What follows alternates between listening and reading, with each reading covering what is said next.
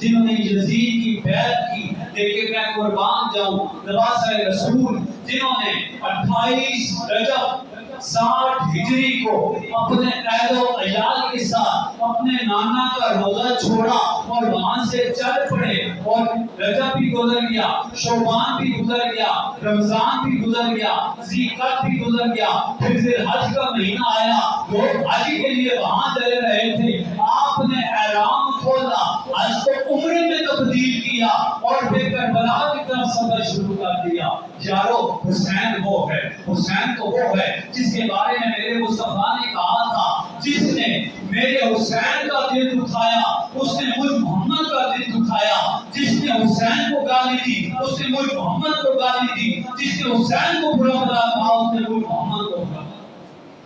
آج کے دور میں 1447 ہجری کے اندر کچھ ملا ایسے بھی ہیں جو کہتے تھے کہ یزید حق میں تھا، ان سے صرف اتنا کہوں گا، اگر تمہارا باپ یزید حق میں تھا تو میں یہ منبر پہ بیٹھ کے دعا کرتا ہوں قیامت والے دن اللہ ہمیں حسین کا سایہ نصیب فرمائے تجھے یزید کے ساتھ۔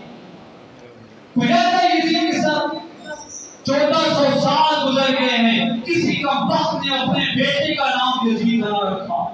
آج بھی ہم آپس میں لڑتے ہیں تو کہتے ہیں جہاں کوئی یزید کا بیٹا ہے، یزید ایک غازی کا نام ہے، اور لوگ آج بھی 1447 عیسوی میں آ کے کچھ لوگ دفاع کرتے ہیں۔ کل میں کلپ دیکھ رہا تھا، سفید داڑھی، سر پہ پردہ لپیٹا ہوا کہہ رہا تھا کہ امام حسن جناب امام حسین غائب تھے۔ کیا وجہ تھی؟ کیوں وہ کہہ رہا تھا؟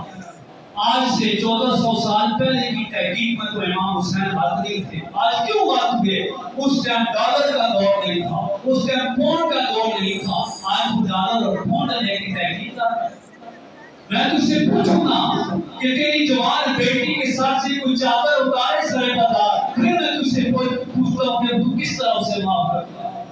پھر کیا ختم نبوت کی بات ہے؟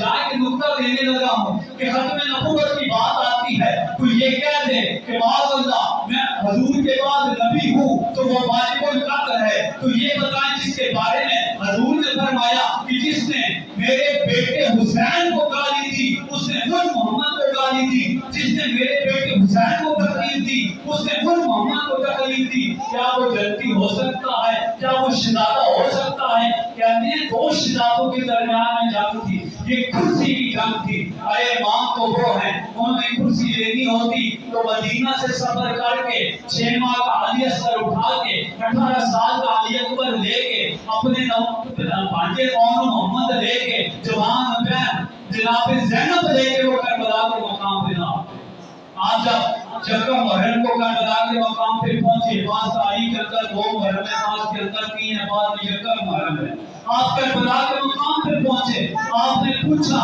یہ کون سی جگہ ہے، یہ میدان ہے، کون سی جگہ ہے؟ ایک بزرگ تھا، اس نے کہا اس جگہ کو صوفیہ کے نام سے جانا جاتا ہے۔ آپ نے کہا نہیں، یہ مٹی کی خوشبو مجھے کچھ اور بتا رہی ہے، اس کا کوئی اور نام بھی ہے۔ تو اس بزرگ نے کہا اس کو کربلا بھی کہتے ہیں۔ امام حسین نے کہا میرے نانا نے مجھے بتایا تھا بیٹا تو کربلا میں شہید۔ پھر خیمے لگ گئے، وہ